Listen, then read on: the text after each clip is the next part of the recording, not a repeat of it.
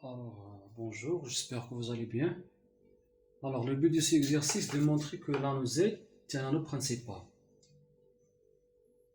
C'est-à-dire que Z, rappelle, A, un anneau A est dit principal si A y intègre deuxièmement, tout idéal de A est principal. Bien sûr, on sait que Z est un anneau intègre. Reste à montrer que toutes les idéales de Z est principal. C'est-à-dire si I idéal de Z, alors nécessairement I s'écrit sous forme de NZ, avec N appartiennent à Z, c'est-à-dire engendré par l'élément N. Donc, fixons un idéal de Z, soit I idéal de Z. Deux cas se présentent, soit I est nul, soit I est non nul. Donc, si I réduit S singleton 0, alors il est clair que I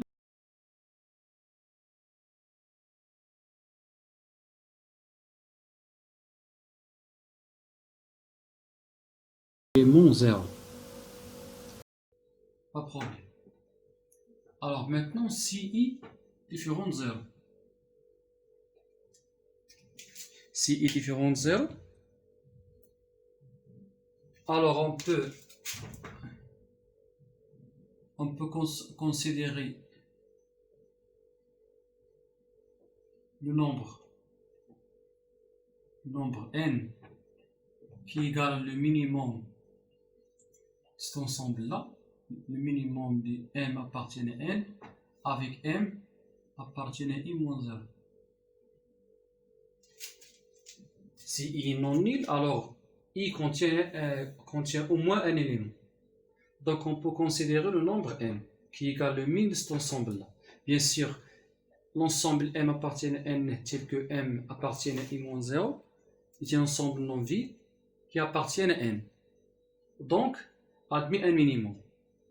Ce minimum est n. On affirme que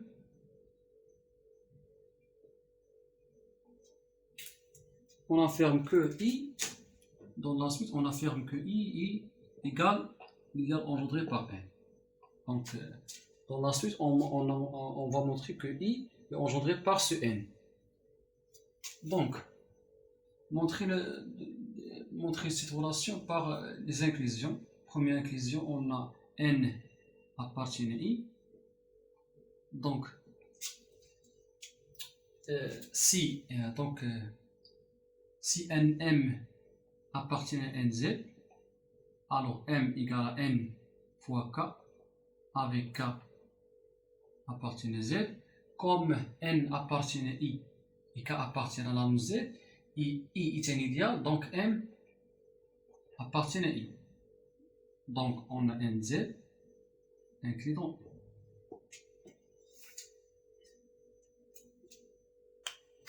C'est facile.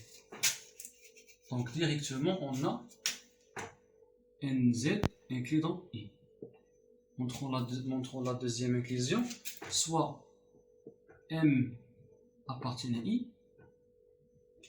Donc, en effectuant la division euclidienne de m par ce n, donc on a m égale à n fois q plus r. Avec q et r, ce sont deux éléments de z, telle sorte que r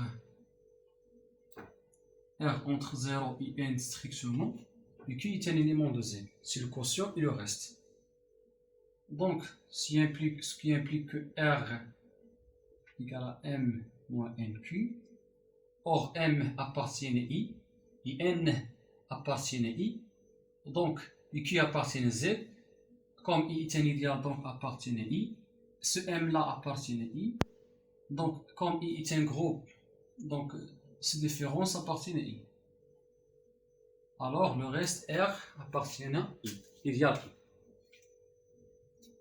Ce qui implique que R égale nécessairement 0. Car sinon,